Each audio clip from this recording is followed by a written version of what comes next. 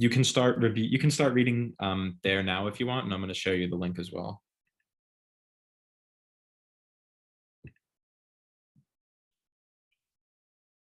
Okay, so we're going to go ahead and start the first question. If you're having a little bit trouble with the timing with reading, don't worry. You're going to get there. You just have to do some practice. These are very dense passages, and they're written that way on purpose. So, question 1. According to the first paragraph of the passage, the author implies that. So, the correct answer, and I forgot to put that up, but we will use that to go over it. The correct answer is B. Believe it or not, the people in the country of discussion have a chance to enjoy finer aspects of life. So we will go over that right now. So let's first take a look at A. Ignorance and mistake are unavoidable. So according to the first paragraph of the passage, the author implies that. So let's just reread the passage really quickly. Most men, even in this comparatively free country, through mere ignorance and mistake, are so occupied with the factitious cares and superfluously coarse labors of life that its finer fruits cannot be plucked by them. Their fingers from excessive toil are too clumsy and tremble too much for that. He has no time to be anything but a machine. How can he remember well his ignorance, which his growth requires, who has so often to use his knowledge? We should feed and clothe him gratuitously sometimes and recruit him with our cordials before we judge him. The finest qualities of our nature, like the bloom on fruits, can be preserved only by the most delicate handling, yet we do not treat ourselves nor one another thus tenderly. So A says ignorance and mistake are unavoidable. If you look at that first sentence of the first paragraph, most men, even in this comparatively free country, through mere ignorance and mistake, are so occupied with factitious cares. He's saying that they're not enjoying the finer fruits of life because of their ignorance and their mistakes. So he's pretty much saying that this is the choice that they're making, and that because they're making the choice, because of their ignorance and because of their mistakes, they're not able to enjoy the finer fruits of life. So he's not saying that it's unavoidable. He's just saying that most men, even in a free country, are making these mistakes and are being ignorant. And because they are choosing to do so, they're not able to enjoy the finer fruits. He's not saying that they're not unavoidable. He's not saying that they are unavoidable. He's actually saying that they are avoidable and that they're just not doing a very good job of it. B we'll come back to. C, only free countries can enjoy the finer fruits of life. He doesn't really say that either. He says even in this country, comparatively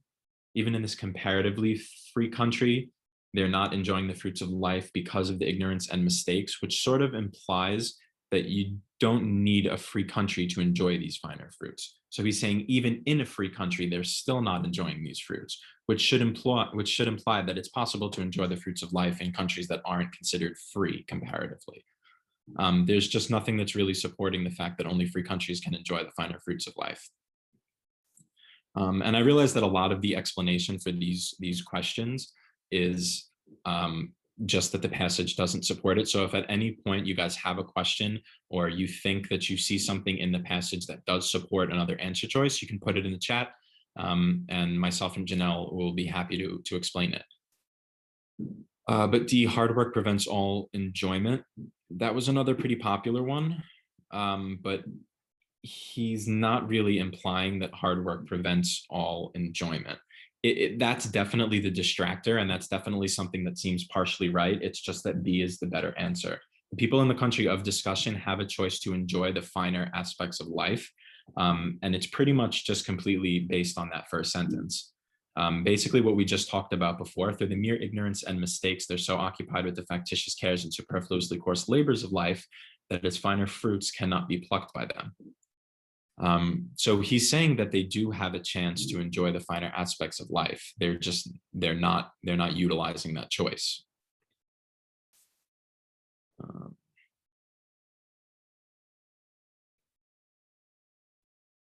Okay, so we're going to move on to the next question. I'll give you guys about another minute and 30 seconds, so take a look.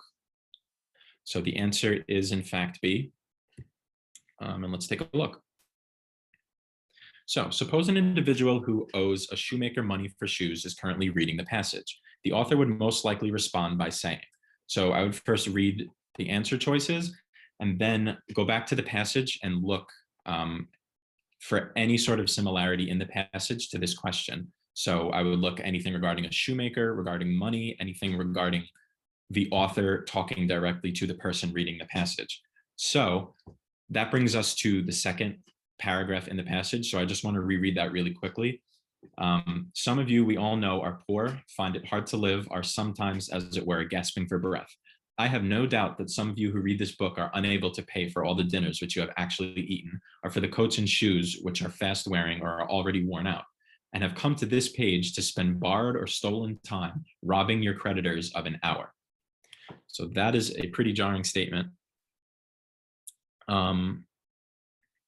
But yeah, from that alone, it made it pretty obvious to me that the answer was B.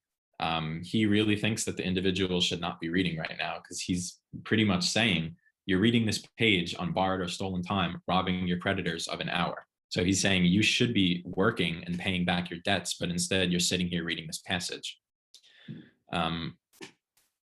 The individual has the right to read the passage.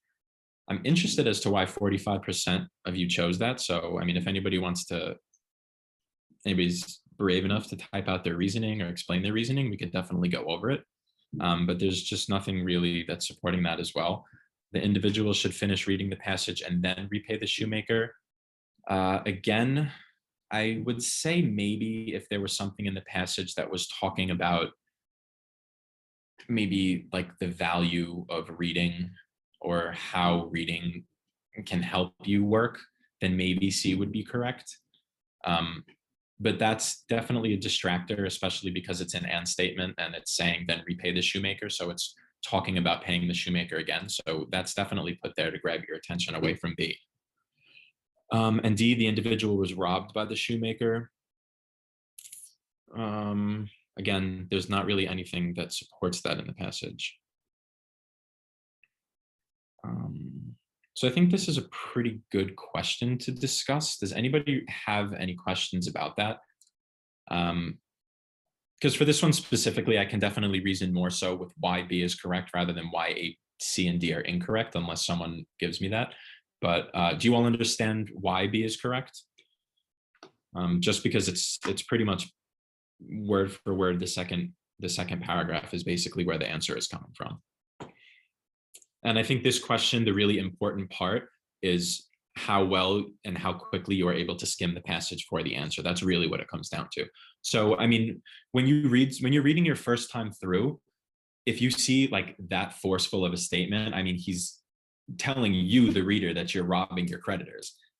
That's definitely a point of interest that you want to focus on, because it's probably going to be a question. So that sort of intuitive things, you'll definitely develop those sort of senses as you read more. But that's really what it comes down to, is locating the information in the passage. Okay, all right, so question 3. I will open the poll. I'll give you guys about 1:30, and we will regroup and discuss after.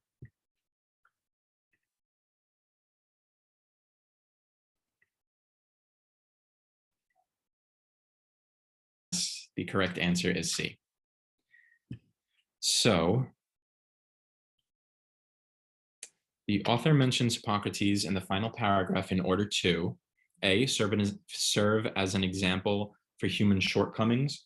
I wouldn't really say that. I'm just going to reread the passage quickly.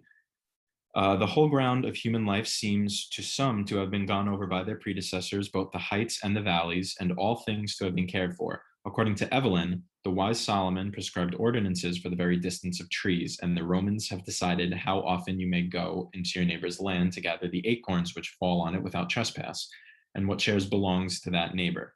Hippocrates has even left directions how we should cut our nails, that is, even with the ends of our fingers, neither shorter nor longer.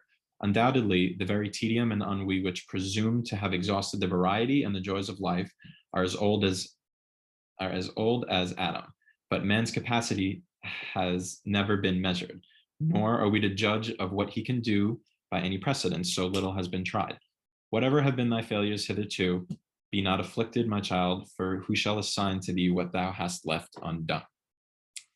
So A, serve as an example for human shortcomings. The passage really, I mean, the paragraph, I'm sorry, really as a whole is uh, just pretty much defined by that first statement. The whole ground of human life seems to some to have been gone over by their predecessors. So this paragraph really is talking about instructions and how predecessors have set precedents for people. So it's not really talking about the human shortcomings. Providing concrete instructions for self-care is probably the distractor of the bunch, because Hippocrates is talking about leaving directions of how we cut our nails, which is self-care, but that's not really what the question, that's not really why the author mentions Hippocrates in terms of the context of the last paragraph. So most of you did pick C, give an example of the wide range of instructions left by predecessors. That really is the best answer because most of the paragraph is just listing the different types of instructions that were left by predecessors, by the ancestors. So we're seeing Solomon prescribed ordinances for the distance of trees. The Romans decided how often you can go to your neighbor's land to gather acorns. And they're saying even Hippocrates left directions of how to cut your nails. So you can sense the author's tone. He says Hippocrates has even left directions on how we should cut out. So they're trying to emphasize the wide range of instructions that are left by predecessors. And D, contradicting Evelyn's statement. It doesn't really contradict Evelyn's statement. She talks about Solomon and his ordinance regarding the distance of trees, and Hippocrates is just talking about trimming his nails. So the two concepts really have nothing to do with each other, so they're not really contradicting. But definitely C, just because the purpose of the passage is C. It's because they're giving you a bunch of examples of the instructions that were left by predecessors. Okay, and be prepared. Give yourself enough time to familiarize yourself with the pace of the car section. So, if your MCAT's coming up in a couple of months and you haven't started timing yourself on these car sections, I would definitely recommend that you start doing it because answering these questions without a time constraint and answering them with two totally different ball games. So you really don't want to blindside yourself and you want to give yourself enough time to adjust to the actual pace and build your stamina, like months. And finally, breathe. Stress management is key. That's pretty self-explanatory. You have to go in with the right mindset. You have to be able to compartmentalize your stresses. One section ends, the section is over, you move on to the next section. And just be prepared and you'll be able to manage your stress pretty wisely.